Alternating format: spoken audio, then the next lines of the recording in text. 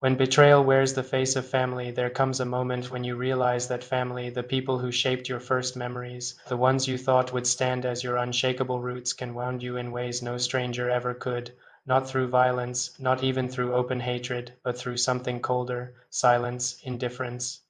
A subtle cruelty disguised as care, my brother.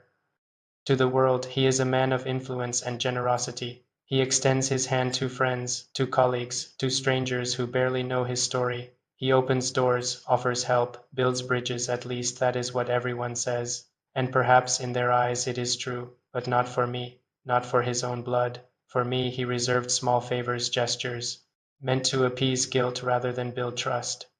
Never once did he offer the kind of support that would make me independent, that would allow me to stand on my own feet. I became the errand runner, the silent helper, the one everyone calls only when convenience demands it, and behind my back he called me lazy, uneducated. He smiled in public but secretly hoped for my fall. He hid it well, but the eyes, you see, always betray the truth, and I saw it. Every time, I do not blame him for withholding help. No one owes another salvation, but I cannot forgive the deceit, the promises spoken with warmth and intention only to dissolve into emptiness, the way he played with my hope as if it were some harmless experiment, the hypocrisy of pretending to care while secretly dismantling everything that could have lifted me. This is what I cannot bury. Once, when I was abroad, building myself piece by piece, he reached out. He said, "Come home. You'll do better here. I'll help you set things up. We'll grow together." His voice was convincing, his numbers persuasive. I believed him. I left everything, my small comforts, my growing stability, my quiet exile. I came back full of hope. And then came the silence, the empty calls, the ghosting. The realization that I had been summoned not out of love, but perhaps out of envy or control, or the strange pleasure some people take in seeing another lose his wings. I showed him my projects, two of them, the fruit of months of work. He nodded, smiled, said they were promising. Later, I discovered he had shown one of them to his contacts, presenting it as his own idea.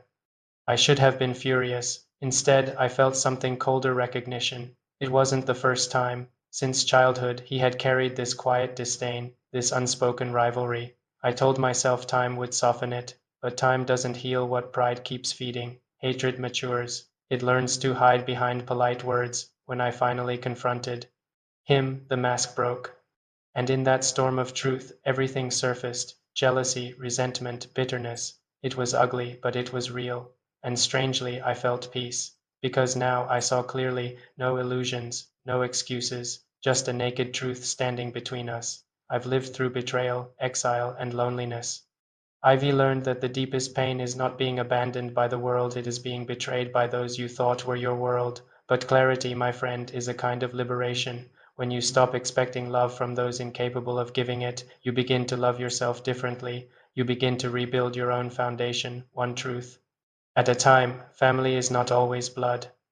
Sometimes family is the rare soul who sees your worth when everyone else overlooks it. Sometimes it's the stranger who listens. Sometimes it's the version of yourself that refuses to die, even after everyone you trusted turned away. And so I chose peace over proximity, distance over deceit, self-respect over approval, because saving yourself does not always look heroic.